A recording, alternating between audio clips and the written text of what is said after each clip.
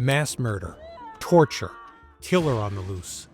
All things we don't want to hear while on vacation at a resort in Northern California. But this actually happened in 1981, and it was bad enough to cause the Keddie Resort in Keddie, California, to shut its doors forever. What was once Northern California's idyllic getaway, now forgotten ruins in a dwindling ghost town. This is an unsolved quadruple homicide case with a host of suspicious characters, questionable neighbors, rumors of police mishandling, and allegations of corruption. Nearly half a century later, the identity of the killer or killers remains a mystery. I'm John Genoa, host of America's Strangest History.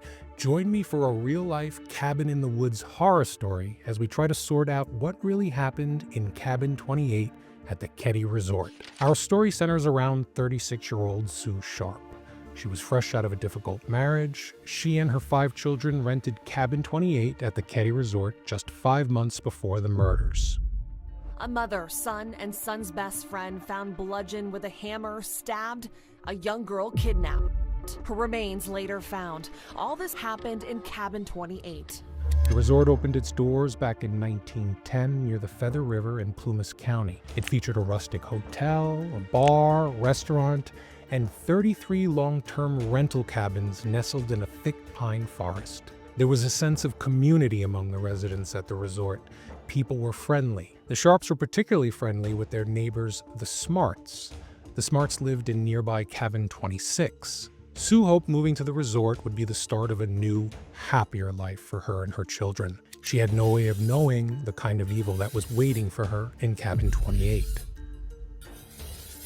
We'll start with the night of the murders, the evening hours of April 11th, leading into the early morning hours of April 12th. Cabin 28 was fairly empty.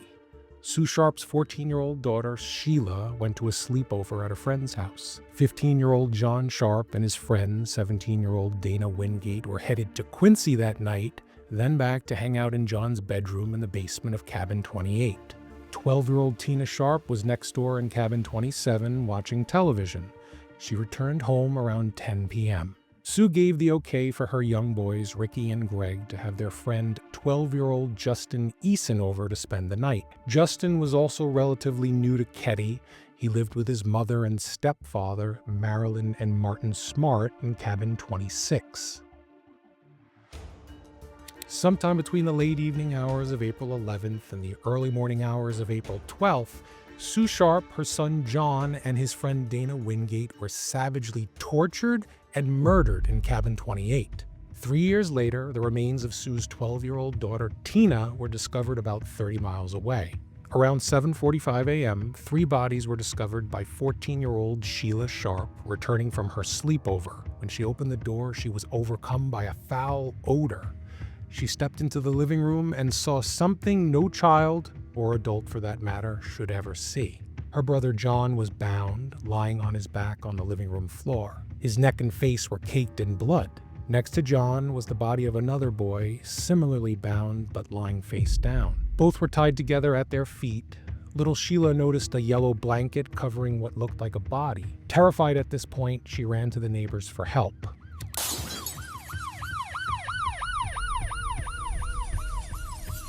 The police investigation was initially handled by the Plumas County Sheriff's Office. The police work has been highly criticized in this case. It's suggested the investigation was riddled with errors and oversights from the very start.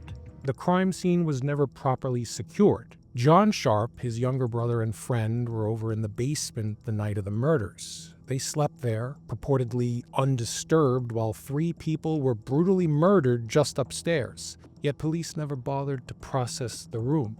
Also, it took a while for police to realize little Tina Sharp was even missing. Remember, she was watching TV next door in Cabin 27. She then returned around 10 p.m.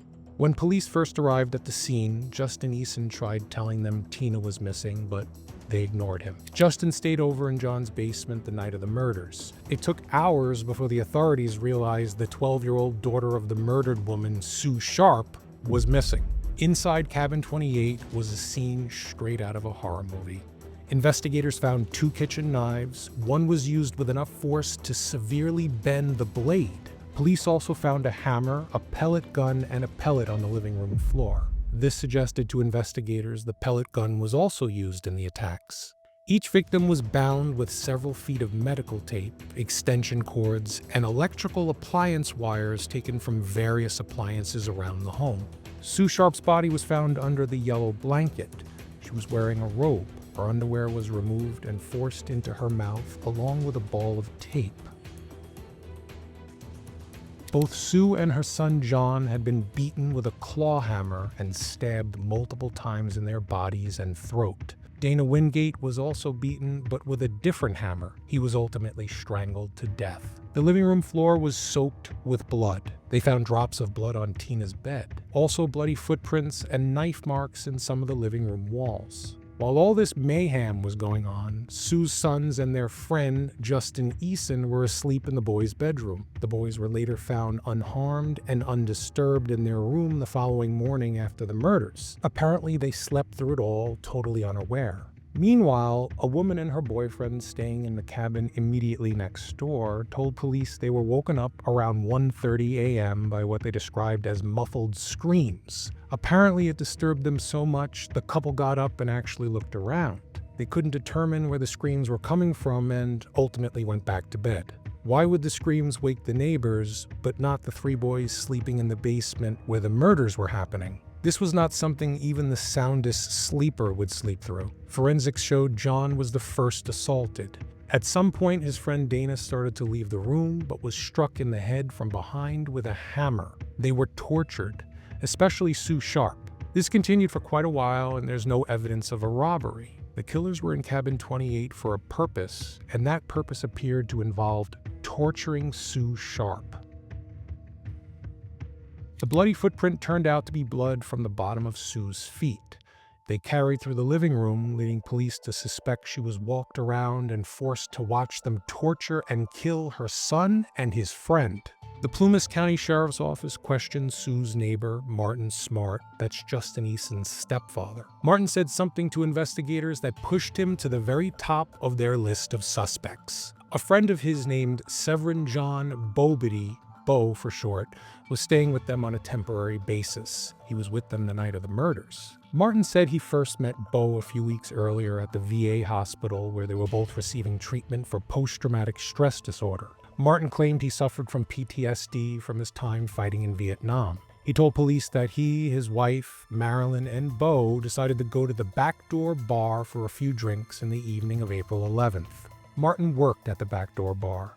He was the chef, but it was his night off. On the way to the bar, the group stopped in at cabin 28 to ask Sue Sharp if she wanted to join them for drinks. Sue said no, so they left for the bar. Something very unusual happened at the bar that night. At some point, the manager switched off country music for some rock and roll, and Martin, who worked there, kind of lost it. He complained angrily to his boss. The group left in a huff and returned to Martin's cabin. Marilyn said she sat down to watch TV, then went to bed.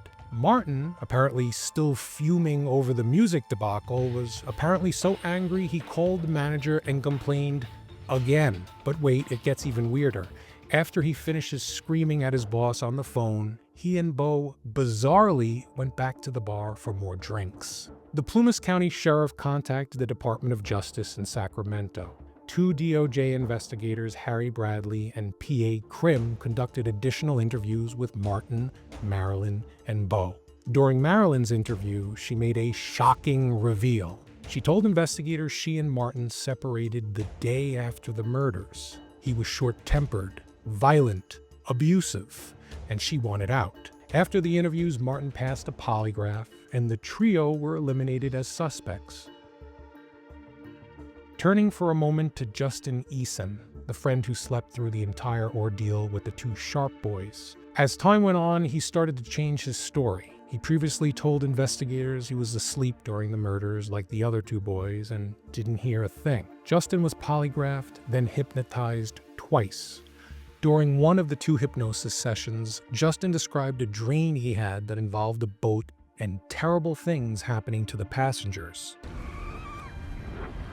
Under hypnosis, he said that later in the day, Sheila and Tina were next door at cabin 27. Sheila was spending the night there, but Tina had to return home. Justin said Tina came home to cabin 28 around 9:30 p.m. and went straight to bed. Justin had a really telling dream, and he recalled some important details during his second hypnosis session. There were two men. One had a pocket knife in his right hand. He used it to cut Sue Sharp in the chest. The same man held a hammer in the other hand. Tina woke up and went to the living room to see what was going on. She was carrying a blanket. A man grabbed her and carried her through the kitchen down the back stairs.